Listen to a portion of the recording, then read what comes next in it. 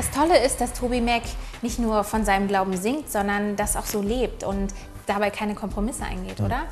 Ja, angefangen hat TobyMac ja in einer christlichen Musikband und DC Talk heißen die. Die haben sich in den 80er Jahren gegründet, waren dann eher lokal erfolgreich, in Kirchen haben die gesungen. Aber dann haben sie 96 einen richtig großen Plattenvertrag angeboten bekommen. Das hört sich ja schon mal richtig gut an, war aber dann doch leider nicht so einfach. DC Talk's unparalleled music and message did not go unnoticed. As awards started pouring in, the entire industry knew that DC Talk was poised to cross over into mainstream music. Mainstream was very interested.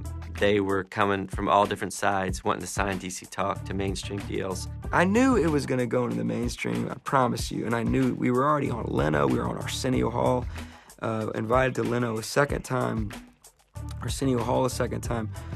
The gates were opening. However, the conventional wisdom was that to cross over, Christian acts needed to soften the message and the lyrics. Outsiders urged DC Talk to pull back on their next record. There were many conversations about watering down the message, but they were short conversations. They usually came from an outside influence. It was a time when Christian music was trying to find its identity, and music, lyrics in particular, were becoming rather subtle. There was a concern about the message, but that's one thing Toby never really blinked on that. Toby started saying from the stage, you know, when and if we do crossover, we're gonna take the crossover with us. I'll just never forget going out to Florida and writing this song.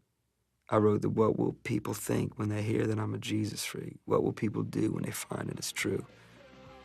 I don't really care if they live, because there ain't no disguising the truth."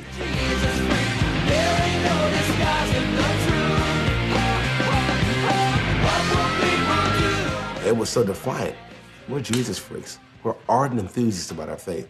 It was a stake in the ground that said, this is what I'm about, this is who I am, this is what my life is based on. You know, if you'd have told me a song like that would be Song of the Year, I would have just never have believed it. Much props and respect to GMA for stretching and reaching out to the youth culture.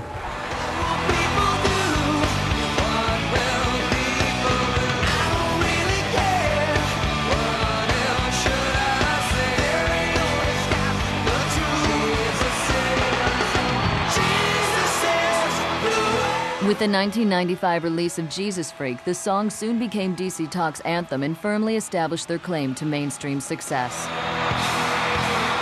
Earning DC Talk a Grammy, numerous Dove Awards, and double platinum sales, the album that would forever change the face of Christian music had clearly answered the call to tone down the message. And the answer was a defiant no. That album had a profound impact on the Christian culture. I don't know if we can even really speak to what impact it had with kids. I think probably the greatest record ever put out in contemporary Christian music. I mean, it was a landmark recording and remains a landmark recording to this day.